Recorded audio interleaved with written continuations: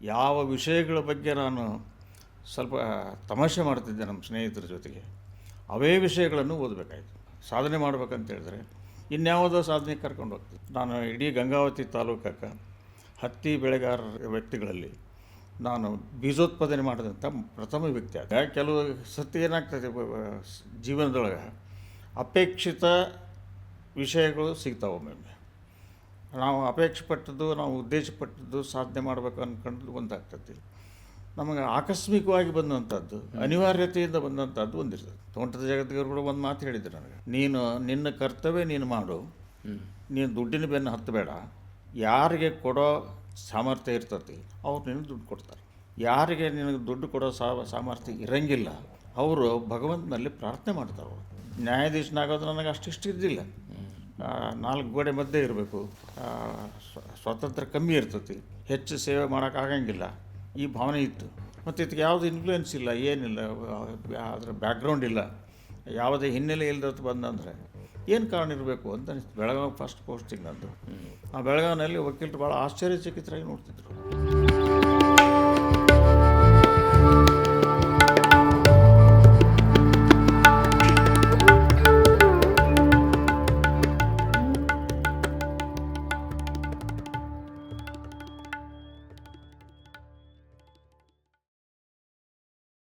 ಆತ್ಮೇರೆ ಶರಣಾರ್ಥಿ.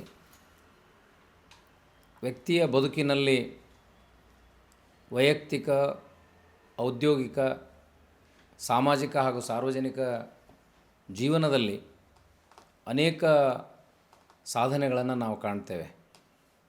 ಆದರೆ ಕೆಲವೊಮ್ಮೆ ಅನಿರೀಕ್ಷಿತವಾಗಿ ನಮ್ಮ ಸಾಧನೆಗಳ ಹಾದಿ ಬದಲಾಗ್ತಾ ಹೋಗ್ತದೆ. ಗ್ರಾಮೀಣ ಪ್ರದೇಶದ ಅನೇಕ ವ್ಯಕ್ತಿಗಳು ನಿರಂತರ ಹೋರಾಟದ ಮೂಲಕ ತಮ್ಮ ವ್ಯಕ್ತಿತ್ವವನ್ನು ರೂಪಿಸಿಕೊಂಡಿರ್ತಾರೆ. ಈ ಹಿನ್ನೆಲೆಯಲ್ಲಿ ನಾನು ಕರ್ನಾಟಕ ಹೈಕೋರ್ಟ್ನ ನಿವೃತ್ತ ನ್ಯಾಯಮೂರ್ತಿಗಳಾದ ಜಸ್ಟಿಸ್ ನಾಗರಾಜ್ ಅರಳಿಯವರ ವೈಯಕ್ತಿಕ ಮತ್ತು ಔದ್ಯೋಗಿಕ ಹಾಗೆ ಸಾಮಾಜಿಕ ಮತ್ತು ಸಾರ್ವಜನಿಕ ಬದುಕಿನ ಹಲವು ಆಯಾಮಗಳನ್ನು ಪ್ರೇರಣೆ ರೂಪದಲ್ಲಿ ಪಡೆಯಲು ಅವರನ್ನು ನಾನು ವಚನ ವಾಹಿನಿಯ ಪರವಾಗಿ ಮಾತಿಗೆ ಆಹ್ವಾನಿಸ್ತೇನೆ. ನಮಸ್ಕಾರ. ಶರಣಾರ್ಥಿಗಳು. ಎಲ್ಲ ವೀಕ್ಷಕರಿಗೆ, ಬಸವಾಭಿಮಾನಿಗಳಿಗೆ ಪ್ರೀತಿಯ ಶರಣಾರ್ಥಿಗಳು. ಪ್ರತಿಯೊಬ್ಬ ವ್ಯಕ್ತಿ ನಾನು ಜೀವನದಲ್ಲಿ ಇದನ್ನೇ ಸಾಧಿಸಬೇಕು ಅಂತ ಕನಸನ್ನು ಕಂಡಿರೋದಿಲ್ಲ.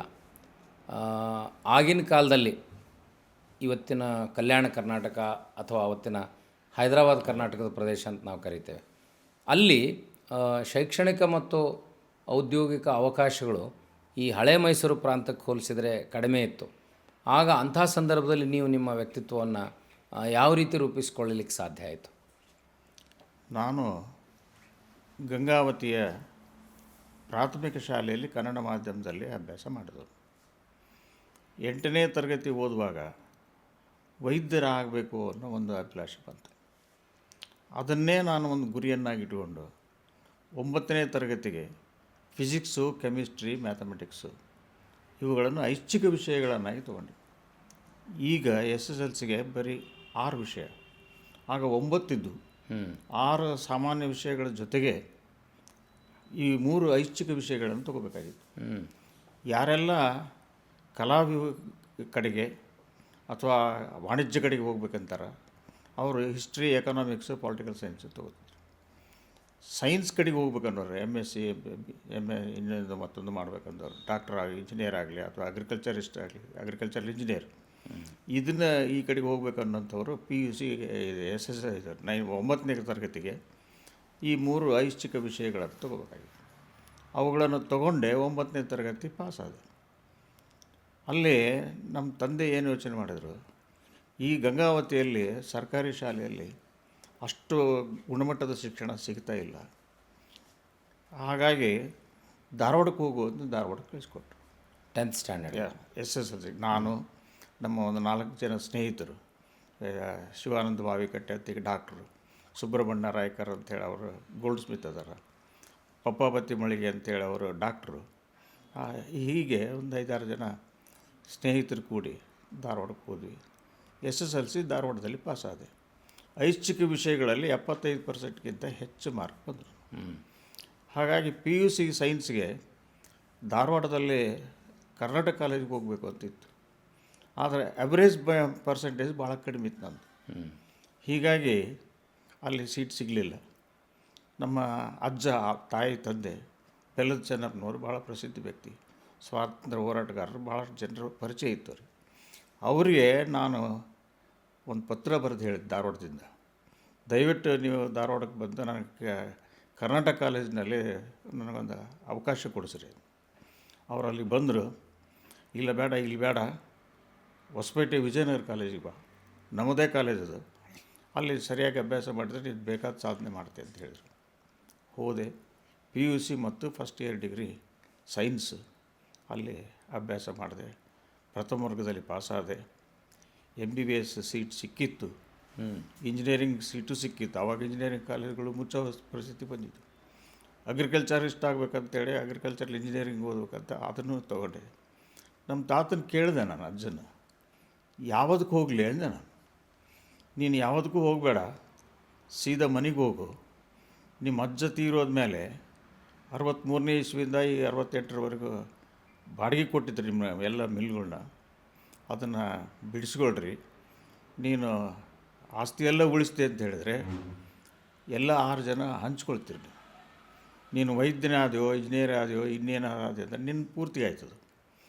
ಅಷ್ಟು ಸ್ವಾರ್ಥಿ ಆಗಬೇಡ ಅಂತ ನನ್ನ ಅಭಿಪ್ರಾಯ. ಮತ್ತೊಬ್ಬರಿಗಾಗಿ ಯಾರು ಬದುಕ್ತಾರ ಅವರು ಉಸಿರಿನ ಮೇಲೂ ಹೆಸರಿರ್ತದೆ ಅವ್ರದ್ದು. ಸ್ವಾರ್ಥಿಗಳಾದವ್ರದ್ದು ಇರೋದಿಲ್ಲ. ಏನು ಮಾಡ್ತೀನಿ ನೋಡು, ನಾನು ಹೇಳಿನಂತ ಬಿಡಬೇಡ, ನಿನಗೆ ಬಿಡೋದು ಸರಿ ಅನ್ನಿಸ್ತು ಅಂದ್ರೆ ಬಿಡು ಅಂದು. ಈ ಒಂದು ಆಲೋಚನೆ ನಮ್ಮ ತಲೆಯಲ್ಲಿ ಬಿಟ್ಟಿದ್ದರಿಂದ ಸುಮಾರು ಒಂದು ತಿಂಗಳು PUC ಆದಮೇಲೆ, PUC ಫಸ್ಟ್ ಇಯರ್ BSc ಆದಮೇಲೆ, first year BSc BSc first year ಆದಮೇಲೆ ಆಲೋಚನೆ ಮಾಡಿದೆ. ಅವ್ರು ಹೇಳೋದ್ರಲ್ಲಿ ಸತ್ಯಾಂಶ ಐತೆ ಅಂತ ಅನಿಸ್ತು. ಸರಿ ಅನ್ನಿಸ್ತು, ಬಿಟ್ಟೆ ನಾನು. ಕಾಲೇಜ್ ಬಿಟ್ಟ. ನಮ್ಮ ತಂದೆ ಭಾಳಷ್ಟು ಹೇಳಿದರು, ಬೇಡ, ಅವಕಾಶ ಸಿಕ್ಕಿದ್ದು ಬಿಡಬೇಡ, ಹೋಗು. ಇಲ್ಲ, ನೀವೊಬ್ಬರೇ ಇದ್ದೀರಿ, ನಿಮ್ಮ ಜೊತೆಗಿದ್ದು ನಾನು ತಮ್ಮನವ್ರನ್ನ ಓದಿಸೋಣ. ಆವಾಗ ನಾನು ಏನಿಲ್ಲ, ತಮ್ಮನವ್ರನ್ನ 9ನೇ ಕ್ಲಾಸ್ಗೆ ಧಾರವಾಡಕ್ಕೆ ಕಳಿಸಿದ್ವಿ, ಒಬ್ಬರನ್ನ 7ನೇ ಕ್ಲಾಸ್ಗೆ ಧಾರವಾಡಕ್ಕೆ ಕಳಿಸಿದ್ವಿ. ಹೀಗಾಗಿ ಕಾಲೇಜ್ ಬಿಟ್ಟು ನಾನು ವ್ಯವಹಾರ, ವ್ಯವಸಾಯ ನೋಡ್ಕೊಳ್ತಿದ್ದೆ. ನಾನು 2 ವರ್ಷ ಆದಮೇಲೆ ನನ್ನ ಸ್ನೇಹಿತರೆಲ್ಲ ಡಿಗ್ರಿ ಕಂಪ್ಲೀಟ್ ಮಾಡಿದರು. ಅವರು ತಮ್ಮ ಪದವಿ ಪರೀಕ್ಷೆ ಎಲ್ಲ ಪಾಸಾಗಿ ಪದವೀಧರರಾಗಿ ಬಂದರು. ಆಮೇಲೆ ನನಗೇನು ಅನ್ನಿಸ್ತು, ನಾನು ಏನಾಗಲಿಲ್ಲ, ಕನಿಷ್ಠ ಪದವೀಧರನಾದರೂ ಆಗಬೇಕಲ್ಲ ಅಂತ ಅನ್ನಿಸ್ತು. ಆಗ ಮತ್ತೆ BSc 2ನೇ ವರ್ಷ 3ನೇ ವರ್ಷ ಓದೋಕ್ಕೆ ಸಾಧ್ಯದಿಲ್ಲ. ಮತ್ತೆ ಡಾಕ್ಟರಾಗಲಿ ಇನ್ನೊಂದಾಗಲಿ ಹೋಗೋಕ್ಕೆ ಅದು ಆಗ್ತಿರಲಿಲ್ಲ. ಹಾಗಾಗಿ ನನ್ನ ಸ್ನೇಹಿತರು ಭಾಳ ಮಂದಿ BA ಓದು ಅಂತ ಹೇಳಿದರು. ನಾನು ಅವ್ರಿಗೆಲ್ಲ ತಮಾಷೆ ಮಾಡ್ತಿದ್ದೆ.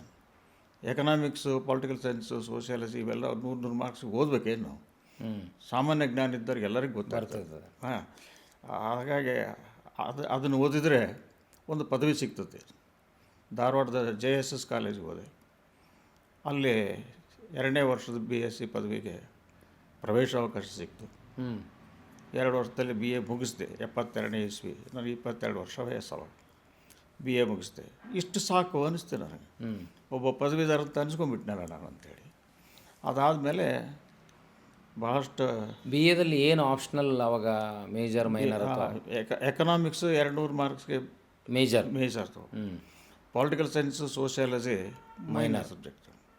ಯಾವ ವಿಷಯಗಳ ಬಗ್ಗೆ ನಾನು ಸ್ವಲ್ಪ ತಮಾಷೆ ಮಾಡ್ತಿದ್ದೆ ನಮ್ಮ ಸ್ನೇಹಿತರ ಜೊತೆಗೆ, ಅವೇ ವಿಷಯಗಳನ್ನು ಓದಬೇಕಾಯ್ತು. ತಾವು ಹೇಳಿದಿರಲ್ಲ, ನಾವೊಂದು ಸಾಧನೆ ಮಾಡ್ಬೇಕಂತ ಹೇಳಿದ್ರೆ ಇನ್ಯಾವುದೋ ಸಾಧನೆಗೆ ಕರ್ಕೊಂಡು ಹೋಗ್ತೀವಿ. ಹಾಗಾಗಿ BA ಮುಗಿದು ಇಷ್ಟಕ್ಕೆ ಸಮಯ ಸಾಕು ಅಂತೇಳಿ ಬಿಟ್ಟೆ ನಾನು. ನೀವು ಯುವಕರಾಗಿದ್ದಾಗ ಒಂದು ಕಡೆ ವ್ಯಾಪಾರ, ಮತ್ತೊಂದು ಕಡೆ ಕೃಷಿ, ಎರಡನ್ನೂ ಆಯ್ಕೆ ಮಾಡಿಕೊಂಡ್ರಿ. ಈ ಅಕಾಡೆಮಿಕ್ ಟ್ರ್ಯಾಕ್ ಪೂರ ತಪ್ಪಿ ಹೋಗಿತ್ತು. ಸೊ ಆವಾಗ ಯಾವ ರೀತಿ ಕೃಷಿ ಮತ್ತು ವ್ಯಾಪಾರದಲ್ಲಿ ನಿಮ್ಮನ್ನು ನೀವು ಇನ್ವಾಲ್ವ್ ಮಾಡಿಕೊಂಡು ಏನಾದರೂ ಒಂದು ಡಿಫ್ರೆಂಟ್ ಅಚೀವ್ಮೆಂಟ್ ಮಾಡ್ಲಿಕ್ಕೆ ಸಾಧ್ಯ ಆಯಿತಾ ಹೆಂಗೋ? ಇಲ್ಲ, 72-73ನೇ ಇಸ್ವಿ ನಾನು ಗ್ರ್ಯಾಜುಯೇಟ್ ಆಗಿ ಹೊರಗೆ ಬಂದಮೇಲೆ ವ್ಯವಸಾಯ ಶುರು ಮಾಡಿದ್ನಲ್ಲ, ಅರ್ಧ ಎಕರೆಗೆ ವರಲಕ್ಷ್ಮಿ ಹತ್ತಿ ಬೀಜ ಉತ್ಪಾದನೆ ಮಾಡಬೇಕು ಅಂತ ಬಂತು. ಆ ಹತ್ತಿ ಬೀಜ ಉತ್ಪಾದನೆ ಮಾಡಬೇಕಾದ್ರೆ ಧಾರವಾಡದಲ್ಲಿ ಅಗ್ರಿಕಲ್ಚರ್ ಫಾರ್ಮ್ ಇತ್ತು. ಅಲ್ಲಿ BH ಕಾತರಿಕೆಯವರು ಅಂತ ಕಾಟನ್ ಬ್ರೀಡರ್ ವಿಜ್ಞಾನಿಯವರು, ಅವರು ಸಂಪರ್ಕಕ್ಕೆ ಬಂದೆ ನಾನು ಫೈನಲ್ ಇಯರ್ BSc ಓದುವಾಗ, BA ಓದುವಾಗ. ಅವ್ರ ಸಂಪರ್ಕಕ್ಕೆ ಬಂದಮೇಲೆ, ನಾಗರಾಜ್, ನಿಮ್ಗೆ ಜಮೀನು ಅದಾವೇನೋ ಅಂತ. ಹ್ಞೂ ಅದಾವ್ರಿ, ನೀರಾವರಿ ಐತಿ. ಹಾಗಾದರೆ ವರಲಕ್ಷ್ಮಿ ಬೀಜ ತಯಾರು ಮಾಡು, ಅರ್ಧ ಎಕರೆ ಕನಿಷ್ಠ ಒಂದು 15,000 ರೂಪಾಯಿ ದುಡಿಬೋದು ನೀನು. ಹ್ಞೂ ಅರ್ಧ ಎಕರೆ ಅಲ್ಲ, 1 ಎಕರೆ ಕಿಮ್ಮತ್ತೇ 3,000-4,000 ಇತ್ತು ನಮ್ಮಲ್ಲಿ, ಕಾರ್ಟ್ಗೆ ಇಲ್ಲ ಅವಾಗ. ಹ್ಞೂ ಹಾಗಿದ್ದಾಗ ಖರ್ಚೆಷ್ಟು ಬರ್ತದೆ ಅಂತ ಕೇಳಿದೆ ನಾನು. 2,500-3,000 ರೂಪಾಯಿ ಖರ್ಚು ಬರ್ತದೆ. ನಾನು ಅದನ್ನು ಮಾಡ್ತೀನಿ ಅಂತ ಹೋದಾಗ ಭಾಳಷ್ಟು ಜನ ಏನಂದ್ರು, ಆ ಕೆಂಪು ಭೂಮಿಯಲ್ಲಿ ಹತ್ತಿ ಹೆಂಗೆ ಬರ್ತದೆ, ಬರೋದೇ ಇಲ್ಲ. ಅದು ಅಲ್ಲದೆ 3,000 ರೂಪಾಯಿ ಕೊಟ್ಟರೆ 1 ಎಕರೆ ನೀರಾವರಿ ಜಮೀನೇ ಸಿಗ್ತೈತಿ. ಅಂಥದ್ರಲ್ಲಿ ಅರ್ಧ ಎಕರೆ ಖರ್ಚು ಮಾಡ್ತೀನಿ ಅಂದರೆ ಏನು ಅಂತೇಳಿ ನಮ್ಮ ತಂದೆಯವರು ಎಲ್ಲ ಅನುಕೂಲ ಮಾಡಿಕೊಟ್ರು. ನೀವು ಮಾಡೋವಂಥ ಪ್ರೋತ್ಸಾಹ ಕೊಟ್ಟರು. ಮಾಡಿದೆ. 15,000 ಕನಿಷ್ಠ ಉಳಿತೈತೆ ಅಂತ ಹೇಳಿದ್ರಲ್ಲ, 25,000 ರೂಪಾಯಿ ಉಳಿತಾವೆ. ಭಾಳ ಆಗಿನ ಕಾಲದಲ್ಲಿ ಆಗ 73ನೇ ಇಸ್ವಿಯಾಗ ನಾನು ಇಡೀ ಗಂಗಾವತಿ ತಾಲೂಕಕ್ಕೆ ಹತ್ತಿ ಬೆಳೆಗಾರರ ವ್ಯಕ್ತಿಗಳಲ್ಲಿ ನಾನು ಬೀಜೋತ್ಪಾದನೆ ಮಾಡಿದಂಥ ಪ್ರಥಮ ವ್ಯಕ್ತಿ ಆಗ್ತೇನೆ. ಹಾಗಾಗಿ ಇನ್ನೊಂದು ವರ್ಷವೂ ಅದನ್ನೇ ಶುರು ಮಾಡಿದೆ. ಆವಾಗ ಸರ್ಕಾರದವರು 400 ರೂಪಾಯಿಗೆ 1 kg ಅಂತ ನಿಗದಿಗೊಳಿಸಿದರು. ಕಮ್ಮಿ ಬಿತ್ತು, ಸಪ್ಲೈ ಕಡಿಮೆ ಇತ್ತು, ಡಿಮಾಂಡ್ ಭಾಳ ಇತ್ತು. ಹೀಗಾಗಿ 1 kg ಹತ್ತಿ ಬೀಜನ, ವರಲಕ್ಷ್ಮಿ ಬೀಜನ 600 ರೂಪಾಯಿದವರೆಗೂ ಮಾರಿದೆ ನಾನು. ಹಾಗಾಗಿ 1 ಲಕ್ಷಕ್ಕಿಂತ 1.5 ಲಕ್ಷದಷ್ಟು ದುಡ್ಡು ಬಂತು ಆವಾಗ. 500 ರೂಪಾಯಿಗೆ 1 ತೊಲೆ ಬಂಗಾರ ಇತ್ತು, 11 ಗ್ರಾಮ್ಗಿಂತ ಹೆಚ್ಚಿದ್ದು ಹಳೆ ತೊಲೆ. 600 ರೂಪಾಯಿ ನಾನು ಹತ್ತಿ ಬೀಜ ಮಾರಿದೆ. ಭಾಳಷ್ಟು ಜನರು ಕಣ್ಣು ಕುಗ್ತದೆ, ಇದೇನಿದು 1 kg ಹತ್ತಿ ಬೀಜ ಮಾರಿಬಿಟ್ರೆ 1 ತೊಲೆ ಬಂಗಾರ ತಗೊಂಡು ಇನ್ನೂ ಉಳಿತಾವಲ್ಲ ನಿನ್ನ ರೊಕ್ಕ. ಅದು ಆಯ್ತದ. ಮುಂದಿನ ವರ್ಷ ನಾನು ಮಾಡಿದೆ. ಅಷ್ಟು ಉತ್ಪನ್ನ ಬರಲಿಲ್ಲ, ಯಾಕಂದರೆ ಸರ್ಕಾರ ಮಧ್ಯಪ್ರವೇಶ ಮಾಡ್ತು. ಕಂಪಲ್ಸರಿ ನಮ್ಗೆ ಕೊಟ್ಟೆತ್ತಿರ್ಬೇಕು ಕಡ್ಡಾಯವಾಗ ಅಂತ ಹೇಳಿದರು. ಹೀಗಾಗಿ ನಾನು ಅದನ್ನು ಬಿಟ್ಟು ಯಥಾ ಪ್ರಕಾರ ಶೇಂಗಾ, ಭತ್ತ, ಉಳಿದದ್ದೆಲ್ಲ ಹೊರವಲದ ಗುಳ್ಗದಲ್ಲಿ ಬೆಳೆದು ಅವನ್ನೇ ಬೆಳ್ಕೊಂತ ಹೋದೆ. ಅದ್ರ ಜೊತೆಗೆ ನಮ್ಮ ರೈಸ್ ಮಿಲ್ಲು, ಆಯಿಲ್ ಮಿಲ್ಲು ನೋಡ್ಕೊಳ್ತಾ ಇದ್ದೆ. ಇದು ನಿಮ್ಮ ಬದುಕಿನ ಫ್ಲ್ಯಾಶ್ ಬ್ಯಾಕ್ ಆಯಿತು. ಇವತ್ತು ವರ್ತಮಾನದಲ್ಲಿ ನೀವು ನ್ಯಾಯಾಂಗ ವ್ಯವಸ್ಥೆ ಪ್ರತಿಷ್ಠಿತ ಹುದ್ದೆ, ಹೈಕೋರ್ಟ್ ಜಸ್ಟಿಸ್ ಆಗಿ ನಿವೃತ್ತರಾದ್ರಿ. ಬಟ್ ಈ ಯಾರಿಗಾದರೂ ವರ್ತಮಾನದ ಇತಿಹಾಸ ಗೊತ್ತಿದ್ದಾಗ ಇವರು ಒಂದು ಕಾಲಕ್ಕೆ ಅಂಗಡಿಯಲ್ಲಿ, ರೈಸ್ ಮಿಲ್ನಲ್ಲಿ, ಹೊಲದಲ್ಲಿ ಕೆಲಸ ಮಾಡಿರ್ಬೋದು ಅಂತ ಅನಿಸೋದಿಲ್ಲ. ಯಾಕಂದ್ರೆ this is A drastic change we find. So ಆ ಸಂದರ್ಭದಲ್ಲಿ ನಿಮಗೆ ಕೃಷಿ ಮಾಡುವಾಗ, ವ್ಯಾಪಾರ ಮಾಡುವಾಗ ನಿಮ್ಗೆ ಯಾವತ್ತಾದರೂ ಮತ್ತೆ ನಾ ಪದವೀಧರನಾಗಿ ಈ ಥರ ಅವಕಾಶವನ್ನು ಪಡಿತೀನಿ ಅಂತ ಅನಿಸ್ತಿತ್ತೋ ಹೇಗೋ? ಅಲ್ಲ, ನಿಮ್ಮ ಸುಪ್ತ ಮನಸ್ಸಿನಲ್ಲಿ 2 ವರ್ಷಗಳಾದ ಮೇಲೆ ಪದವೀಧರ ಆಗಲೇಬೇಕನ್ನೋ ಒಂದು ಗುರಿ ಇಟ್ಕೊಂಡೆ. ಛಲ ಬಂತು. ಆ ಛಲ ಇದ್ದಿದ್ದರಿಂದ ನಾನು ಸೈನ್ಸ್ನಿಂದ ಆರ್ಟ್ಸ್ಗೆ ಬದಲಾವಣೆ ಮಾಡಿಕೊಂಡ್ರು ಕೂಡ ನಾನು ಆವಾಗ ಕಲಿಸ್ತಕ್ಕಂಥ ಎಲ್ಲ ಉಪನ್ಯಾಸಕರೇನಿದ್ರು ಕಾಲೇಜಿನಲ್ಲಿ ಭಾಳಷ್ಟು ಕಳಕಳಿಯಿಂದ ಹೇಳಿದರು. ಅವರು ಹೊಸ ವಿಷಯವನ್ನು ಯಾವ ರೀತಿ ಕಲಿಬೇಕು ಅನ್ನೋದನ್ನು ತಿಳಿಸಿದರು. ಅಂದರೆ ಸೈನ್ಸ್ನಿಂದ ಆರ್ಟ್ಸಿಗೆ ಯಾವುದೇ ಹೊಸ ವಿಷಯ ಇರಲಿ, ಹೊಸ ವಿಷಯ ನೀನು ತಿಳ್ಕೊಬೇಕಾಗಿದ್ದರೆ ಈ ರೀತಿ ಓದಬೇಕು ಅಂತ ಕಲಿಸ್ಕೊಟ್ರು. ಅದಾಗಿದ್ದರಿಂದ ನಾನು ಪಾಸಾದೆ. ಪಾಸಾದಮೇಲೆ ಇಷ್ಟು ಸಾಕು ಅಂತ ಬಿಟ್ಟೆ ನಾನು. ನನ್ನ 2ನೇ ತಮ್ಮ ವೀರಣ್ಣ, ನನ್ನ ಹಿಂದ್ಲತ, ಆತ ವಿದ್ಯಾಭ್ಯಾಸ ಮುಗಿಸಿ ನಾನು ರೈಸ್ ಮಿಲ್ ನೋಡ್ಕೊಡ್ತೀನಿ, ಸರಿ ಮಾಡು ಅಂದೆ ನಾನು. ಆತನಿಗಿಂತ ಚಿಕ್ಕ ತಮ್ಮ ಬಸವರಾಜ, ಆತ ನನಗೆ ಅತಿ ಓದೋದು ಬೇಕಾಗಿಲ್ಲ, ಏನು ಓದಿದ್ರು ಇದನ್ನೇ ಮಾಡಬೇಕು ನಾವು, ಹಾಗಾಗಿ ನನಗೆ ಒಕ್ಕಲ್ತನ ಮಾಡ್ತೀನಿ ಬಿಟ್ಕೊಡು. ವರಲಕ್ಷ್ಮಿ ಬೀಜ ತಯಾರು ಮಾಡಬೇಕಾದ್ರೆ ಆತನ ಪಾತ್ರನೂ ಭಾಳ ದೊಡ್ಡದೈತಿ. ನಾನು ಹೇಳಿ ಬರ್ತಿದ್ದೆ, ನಾನು ಹೇಳಿದ್ದನ್ನೆಲ್ಲ ಆತ ಮಾಡ್ತಿದ್ದೆ. ಅದಾದ ನಂತರ ದ್ರಾಕ್ಷಿ ಬೆಳೆಗಾರ, ಅದು ಪ್ರಗತಿಪರ ರೈತ ಅಂತ ಅನಿಸ್ಕೊಂಡೆ. ನಾನು ವ್ಯಾಪಾರದೊಳಗೂ ಇದ್ದೆ. ವೀರಣ್ಣ ಯಾವಾಗ ರೈಸ್ ಮಿಲ್ನೊಳಗೆ 1 ವರ್ಷ 2 ವರ್ಷ ಹೋಯ್ತು, ಅದಕ್ಕೆ ಅನುಭವ ಬರ್ತಾ practice makes the man perfect ಅಂತಾರೆ ನೋಡ್ರಿ. ಹಾಗೆ ಅದರಲ್ಲಿ ಪರಿಣಿತಿ ಬಂದ್ಕೊಂಡು ಹೋದ. ಈಗ ನಾನು ದೊಡ್ಡವನು, ಎಂದೇ ಒಂದಿನ ಭಾಗ ಆಗಬೇಕಾದಂಥ ವಿಷಯ ಬಂತು ಅಂದರೆ ಅಪ್ಪ ಇದ್ದಾಗಲಿ ಇಲ್ದಾಗಲಿ ಚಿಕ್ಕವರು ಕೇಳಿದ್ದನ್ನು ಕೊಟ್ಬಿಡ್ಬೇಕು ನಾವು. ಅದು ಹಾಗಾಗಿ ರೈಸ್ ಮಿಲ್ ನೀವು ತೊಗೊಂಬಿಡಪ್ಪ, ಹೊಲಗಳನ್ನು ನೀವು ತೊಗೊಂಬಿಡು. ನಾನು ಸ್ವಲ್ಪ ಖಾಲಿ ಆದೆ.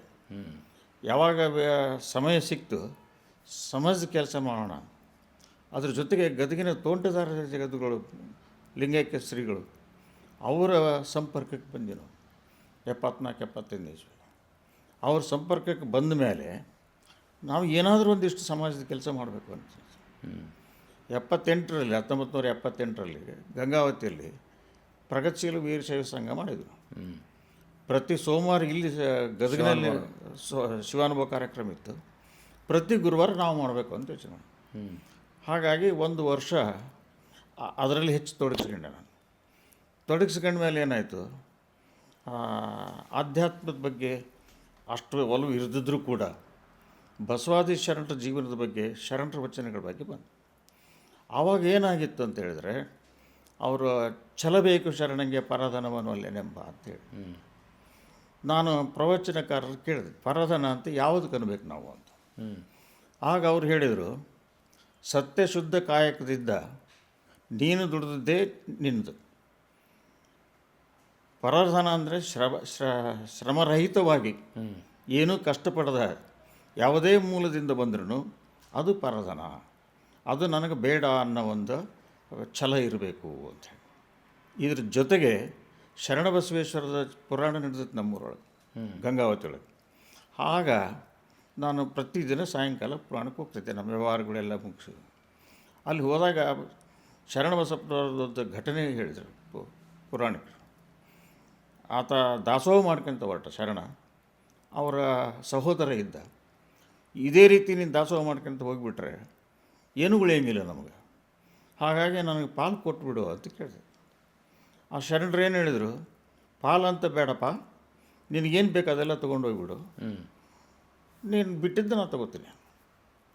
ಹಾಗಾಗಿ ಒಳ್ಳೆಯ ಎತ್ತುಗಳನ್ನ, ಒಳ್ಳೆಯ ಮನೆ, ಸರಿಯಾದ ಪಾತ್ರೆ ಪಗಡಿ ಎಲ್ಲ ಅವರೆಲ್ಲ ಆ ಸಹೋದರ ತಗೊಂಡ. ಶರಣರಿಗೆ ಬರಡು ಭೂಮಿ, ಹಳೆ ಮನೆ, ಮುದೆ ಎತ್ತುಗಳು ಇವನು ಕೊಟ್ಟ.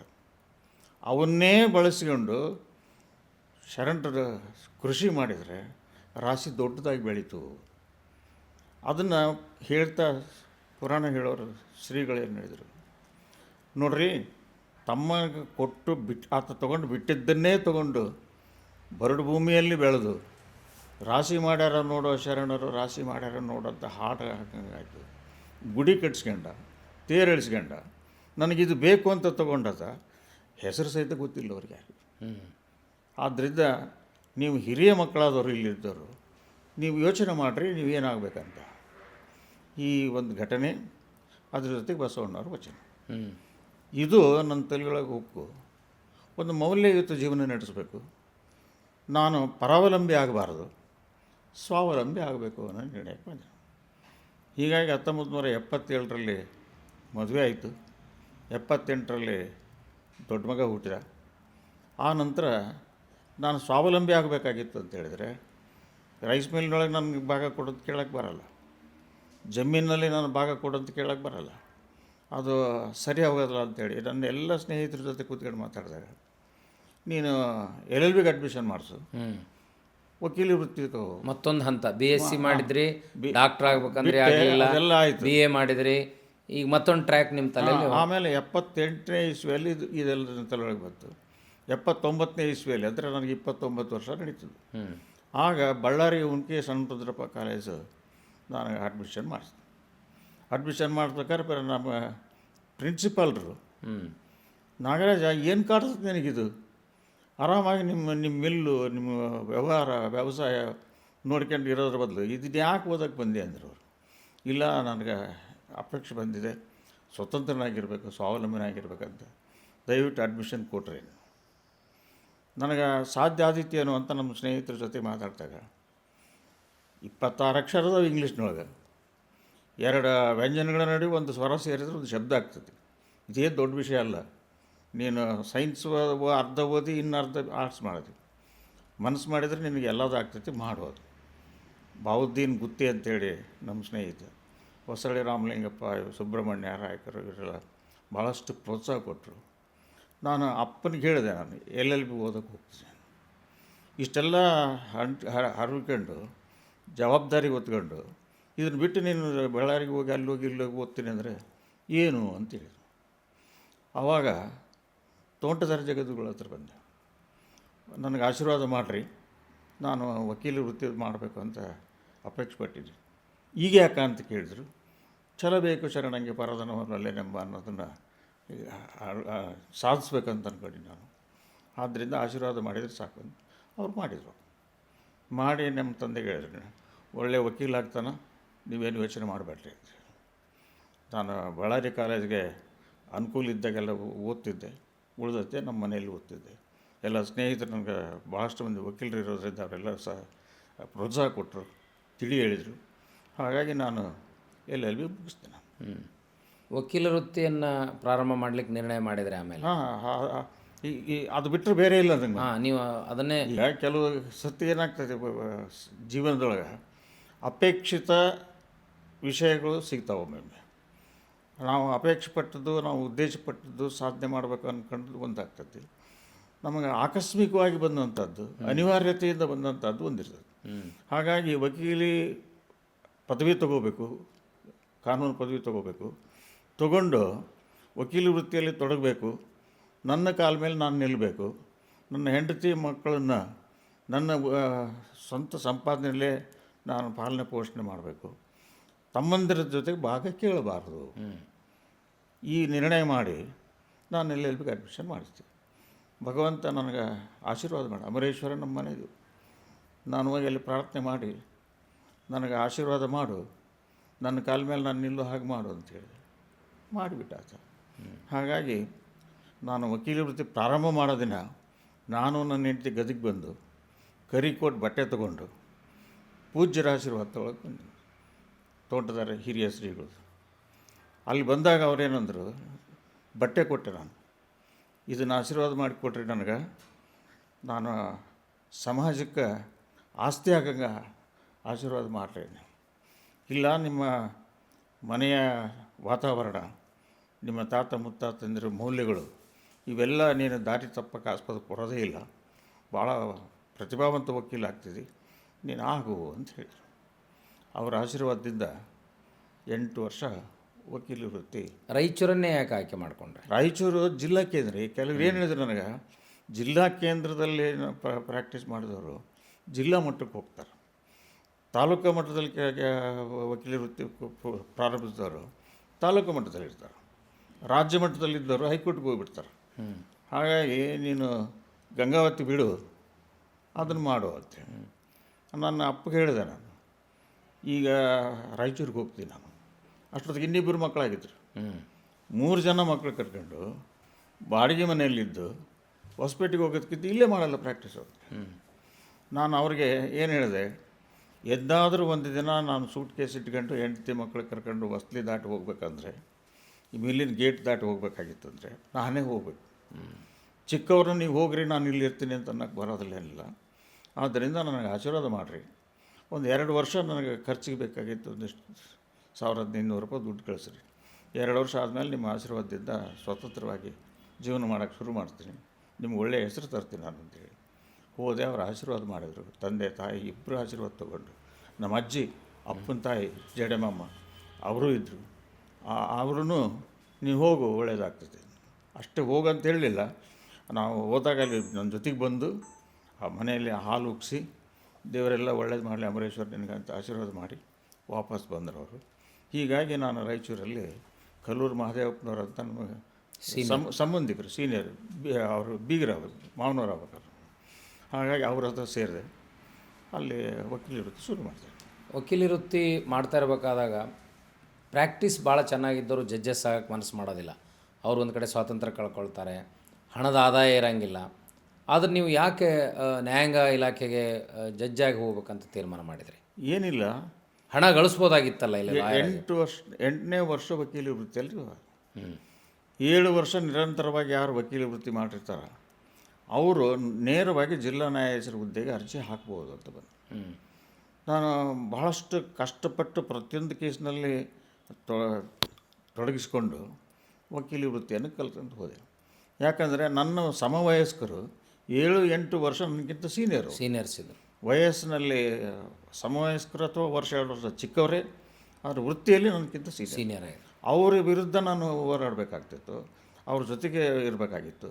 ಹಾಗಾಗಿ ಭಾಳಷ್ಟು ಕಷ್ಟಪಡಬೇಕಾಯ್ತು. ನಾನು ಹಗಲು ರಾತ್ರಿ ಕಷ್ಟಪಟ್ಟು ನಾನು ವಕೀಲ ವೃತ್ತಿ ಮಾಡಿದ್ರಿಂದ ಎಲ್ಲರ ಅಭಿಪ್ರಾಯದಲ್ಲಿ ಏನಿತ್ತು, ನನ್ನ ಸ್ನೇಹಿತರ ವಕೀಲರ ರಾಯಚೂರಲ್ಲಿ, ನೀನು ಡಿಸ್ಟ್ರಿಕ್ಟ್ ಜಡ್ಜ್ ಪೋಸ್ಟ್ಗೆ ಹಾಕಿಬಿಡು, ಹೋಗ್ತೀನಿ ನೀನು, ಏನು ಮಾಡೋಣ, ಹೋಗಿ 4 ಗೋಡೆಯ ಮಧ್ಯೆ ಕೂತ್ಕೊಂಡ್ರು ಬೇಡ ಇಲ್ಲಿದ್ದು ಸಮಾಜಕ್ಕೆ ಸೇವೆ ಮಾಡೋಕ್ಕಾಗ್ತದೆ, 4 ಜನರಿಗೆ ನ್ಯಾಯ ದೊರಕಿಸ್ಕೊಡೋಕ್ಕಾಗತ್ತೆ ಆಗಿದೆ.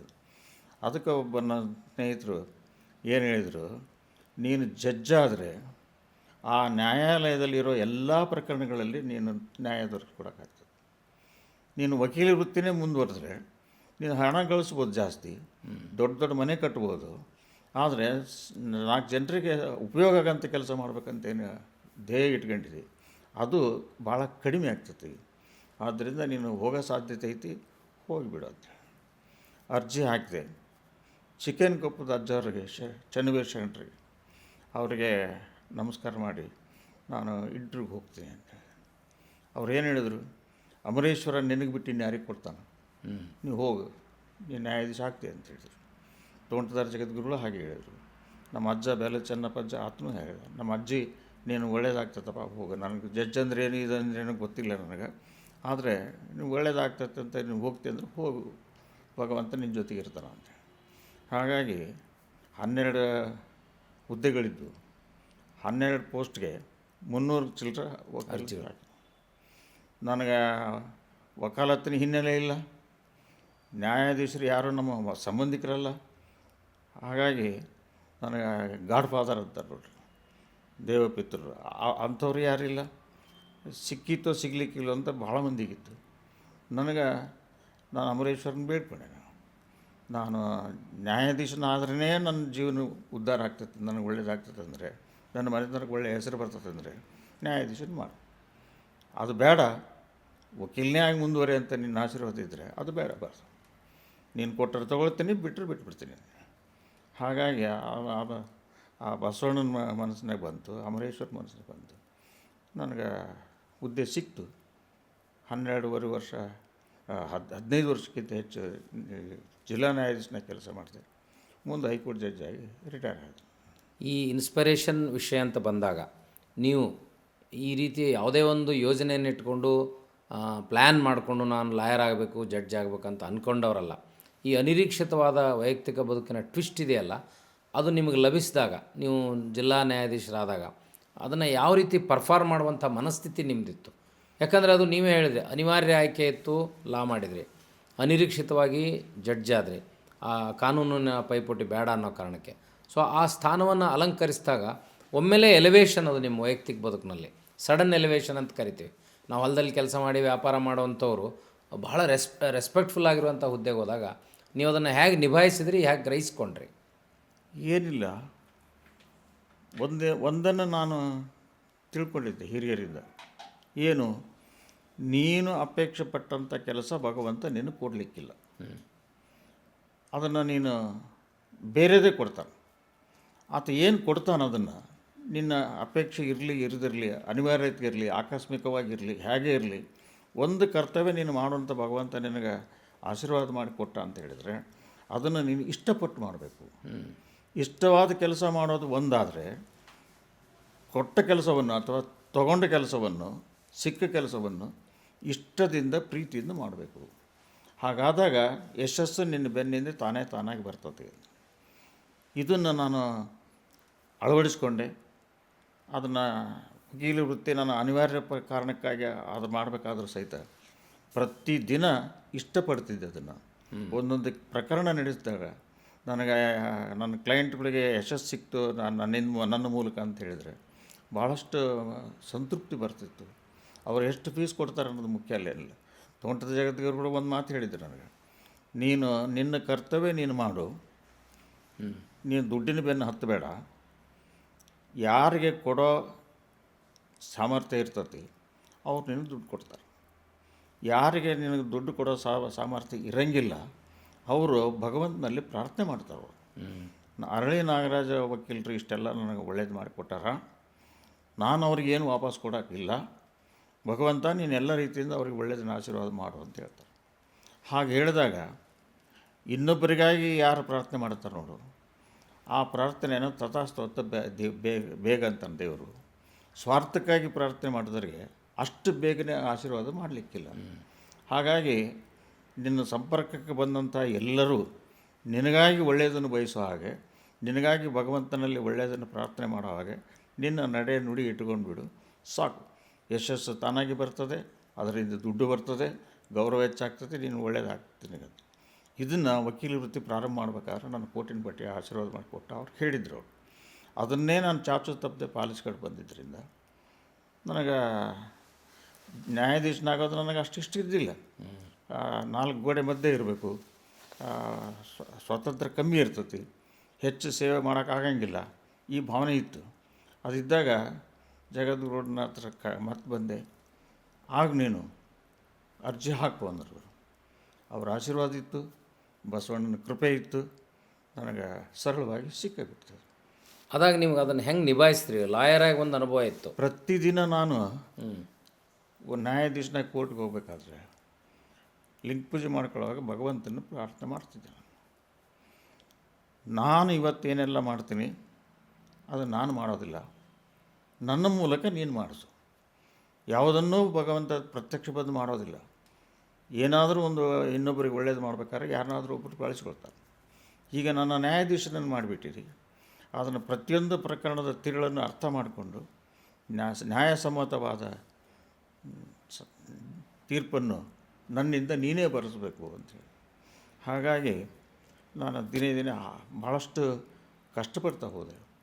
ಯಾಕಂದರೆ 2 ವರ್ಷ ಪ್ರೊಬೆಷನರ್ ಅಂತ ಕೊಟ್ಟಿರ್ತಾರೆ. ಎಲ್ಲರಿಗೂ ಆಶ್ಚರ್ಯ, 8 ವರ್ಷ ಪ್ರಾಕ್ಟೀಸ್ ಮಾಡಿದತ್ತಿಗೆ 9 ವರ್ಷ ಮುಗಿಯೋದ್ರೊಳಗೆ ಹುದ್ದೆ ಬಂದುಬಿಡ್ತು. 15-16 ವರ್ಷ ಪ್ರಾಕ್ಟೀಸ್ ಮಾಡಿದವ್ರಿಗೆ ಸಿಗಲಿಲ್ಲ. ಮತ್ತು ಇದಕ್ಕೆ ಯಾವುದು ಇನ್ಫ್ಲೂಯೆನ್ಸ್ ಇಲ್ಲ, ಏನಿಲ್ಲ, ಅದರ ಬ್ಯಾಕ್ಗ್ರೌಂಡ್ ಇಲ್ಲ, ಯಾವುದೇ ಹಿನ್ನೆಲೆ ಇಲ್ಲದತ್ತು ಬಂದಂದರೆ ಏನು ಕಾರಣ ಇರಬೇಕು ಅಂತ ಅನಿಸ್ತು. ಬೆಳಗಾವಿ ಫಸ್ಟ್ ಪೋಸ್ಟಿಂಗ್ ನಂದು. ಆ ಬೆಳಗಾವಿನಲ್ಲಿ ವಕೀಲರು ಭಾಳ ಆಶ್ಚರ್ಯಚಕಿತರಾಗಿ ನೋಡ್ತಿದ್ರು. ನೋಡಿದಾಗ ಅವರು ಹೇಳ್ತಿದ್ರು ನನಗೆ, ಇಲ್ಲ ನಿಮ್ಗೆ ಇಷ್ಟೆಲ್ಲ ಹೆಂಗೆ ಗೊತ್ತಾಯ್ತು ನಿಮಗೆ? ನಾನು ಗೊತ್ತು ಮಾಡಿಕೊಳ್ಳಿಲ್ಲ, ಭಗವಂತನೇ ನನಗೆ ಗೊತ್ತು ಮಾಡಿದೆ. ಕಠಿಣ ಪರಿಶ್ರಮಕ್ಕೆ ತಕ್ಕ ಪ್ರತಿಫಲ ಸಿಕ್ಕೇ ಸಿಗ್ತೈತೆ ಇರೋದು ನನ್ನ ಗಟ್ಟಿಯಾದ ನಂಬಿಕೆ. ಹಾಗಾಗಿ ನನಗೆ ಹೊಸ ಹೊಸ ದಾರಿಗಳನ್ನು ಹುಡುಕಿಕೊಟ್ಟ, ಹೊಸ ಹೊಸ ಚಿಂತನೆಗಳನ್ನು ಹುಡುಕಿಕೊಟ್ಟ. ಹಾಗಾಗಿ ನಾನು ಪ್ರೊಫೆಷನರಿ ಪೀರಿಯಡ್ ಮುಗೀತು. ನಿರಾಯಾಸವಾಗಿ ನಾನು 15 ವರ್ಷ ಜಿಲ್ಲಾ ನ್ಯಾಯಾಧೀಶನಾಗಿ ಕೆಲಸ ಮಾಡಿದೆ. ಬೇರೆ ಬೇರೆ ಬೇರೆ ಬೇರೆ ವಿಭಾಗಗಳಲ್ಲಿ ಮಾಡಿದೆ. ಅದರಿಂದಾಗಿ ಹೈಕೋರ್ಟ್ಗೆ ಒಪ್ಪಿಗೆ ಆಯಿತು. ನನಗೆ ಪದೋನ್ನತಿ ಕೊಟ್ಟರು, ಹೈಕೋರ್ಟ್ ಜಡ್ಜನ್ನಾಗಿ ಮಾಡಿದೆ ಭಗವಂತ. ತಾವು ಈ ನಿಮ್ಮ ಪ್ರತಿಭೆ, ನಿಮ್ಮ ಹಾರ್ಡ್ ವರ್ಕ್ ಎಲ್ಲ ಇರುತ್ತೆ. ಆದರೆ ಇಡೀ ನಿಮ್ಮ ಮಾತಿನುದ್ದಕ್ಕೂ ಕಂಡು ಬಂದದ್ದೇನು ಅಂದರೆ ಇದು ದೈವಿ ಕೃಪೆ, ಭಗವಂತನ ಕೃಪೆ ಅನ್ನುವಂಥದ್ದು. ಆದರೆ ವಾಸ್ತವದಲ್ಲಿ ದೈವಿ ಕೃಪೆ, ಭಗವಂತನ ಇಚ್ಛೆ ಅನ್ನೋದು ಅದು ನಮ್ಮ ಸಮರ್ಪಣೆ ಭಾವನೆ ಮತ್ತು ಒಳ್ಳೆತನವನ್ನು ತೋರಿಸ್ತದೆ. ಆದರೆ ಅದು ನಿಜಾರ್ಥದಲ್ಲಿ ಹಾಗಿರಂಗಿಲ್ಲ. ವೈಯಕ್ತಿಕವಾಗಿ ಮನುಷ್ಯನ ಶ್ರದ್ಧೆ, ಶ್ರಮ ಭಾಳ ಮುಖ್ಯ ಇರ್ತದೆ.